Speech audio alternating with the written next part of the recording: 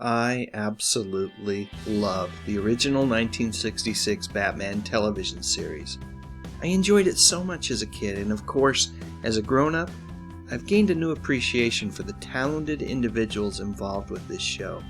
Adam West, Burt Ward, and the host of actors and actresses who played the villains. Way back then, my favorite episodes had this lovely lady in it, Julie Newmar. Looking back, I feel like everyone involved with this show pulled off the impossible.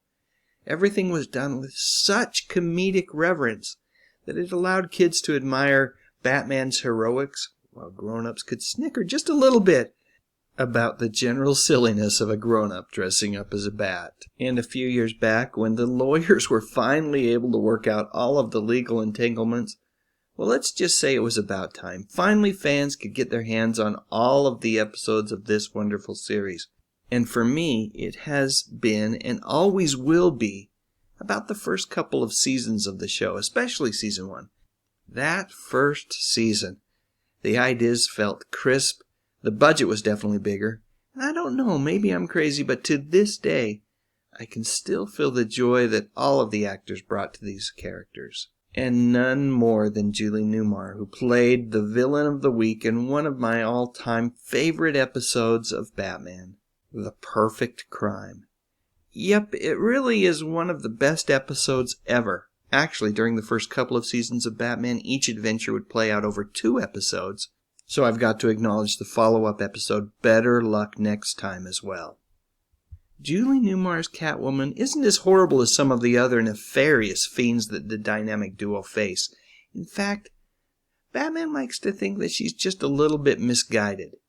And if only he could reform her, much to Robin's chagrin, she would make the perfect Bat companion.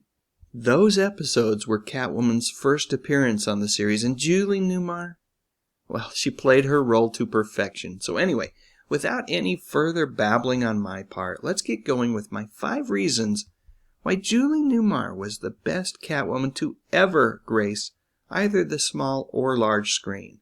That's right, folks, you heard me correctly, both small and large screen. I'm not saying that Pfeiffer and Hathaway weren't great, they absolutely were. But they weren't the greatest of all time. As far as I'm concerned, that honor goes to Julie. Reason number 1, Julie was all in. She gave that character everything that she had, so much so that she even went as far as helping to design the Catwoman outfit that she wore on screen. And it was her idea to put the gold belt around her hips because she felt it gave her a curvier look. Reason number 2, the on-screen chemistry between Newmar and West was palpable. Their connection was very real, and they had a deep respect for each other, which could be seen on screen. No scene was too ridiculous for these two. No scene was too over the top. I remember reading a comment on another YouTube video where the person said that the writers and Julie Newmar portrayed Catwoman as a really sweet, shy girl at heart, who at the end of things just desperately wanted Batman to like her, which of course he does. What this does is make her a character that you can sympathize with, even after all of the rotten things that she does. Reason number 3, Julie Newmar had sex appeal. Holy cow, Batman, did this lady know how to entice the Caped Crusader and pretty much every male viewer watching the program. And it wasn't just the outfit, or the bad girl who wanted to be good shtick that she did so well. No, for me, more than anything else, it was the way that she moved. Every single movement of her body sent a message which should come as no surprise because Julie began dancing at an early age and performed as a prima ballerina with the Los Angeles Opera beginning at the age of 15. Reason number 4 is this. Despite great efforts by both Lee Merriweather and Eartha Kitt, her absence was felt by the fans of the show. A simple Google search will provide the proof. Type in Julie Newmar, and within those results you'll see that more than 50 years later, fans are still asking why she was replaced in both the movie and the 3rd season episodes. In both cases, the standard answer has always been that Julie was busy making movies. But if you think about it, It is kind of odd that the movie that supposedly was getting in the way of Julie's participation during the third season, which was titled McKenna's Gold, also had Burgess Meredith in it. And yet, somehow, Burgess found a way to do both the movie and Batman. I talked earlier about the chemistry that Adam and Julie had while on screen. Well, that chemistry, folks, was because of their lifelong friendship.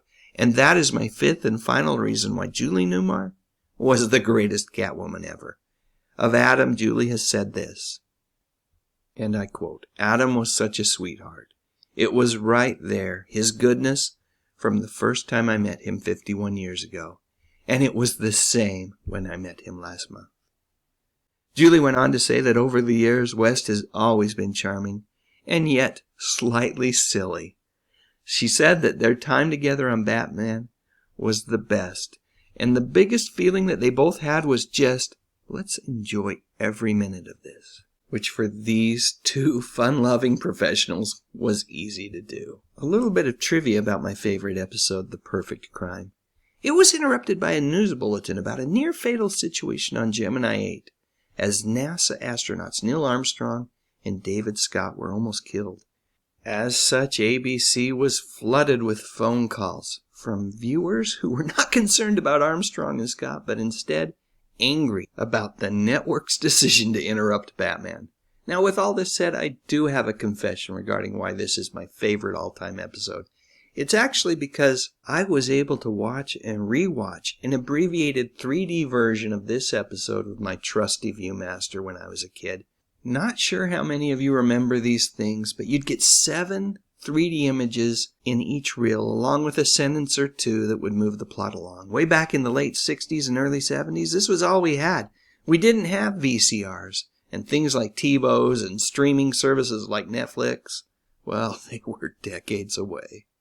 If I wanted to watch an actual episode of Batman, I would have to wait for it to show up on TV and catch it live, and by the mid-70s, you could only catch the show in reruns and syndication, and it would come and go. As time went on, my opportunities to watch the Adam West version of Batman became less and less frequent, but my trusty Viewmaster reels were always available for repeat viewings. Also worth mentioning is that both Julie Newmar and Burt Ward got a chance to work again with Adam West before his passing in a couple of animated feature films based on the 1966 television series. Yep, the return of the Caped Crusaders and Batman vs. Two-Face are both a lot of fun, and it's really great to hear these wonderful actors working together again. Alright, what do you think? Do you agree with me that Julie Newmar was the greatest Catwoman ever? Or do you disagree? Let me know in the comments section below, and while you're at it, please click on the thumbs up icon, and why not consider whether or not you'd like to subscribe to my channel. I talk about music, movies, mostly television, from the 50s, 60s, 70s, and 80s. You know, the good stuff. But most importantly, and as always, thank you so much for watching.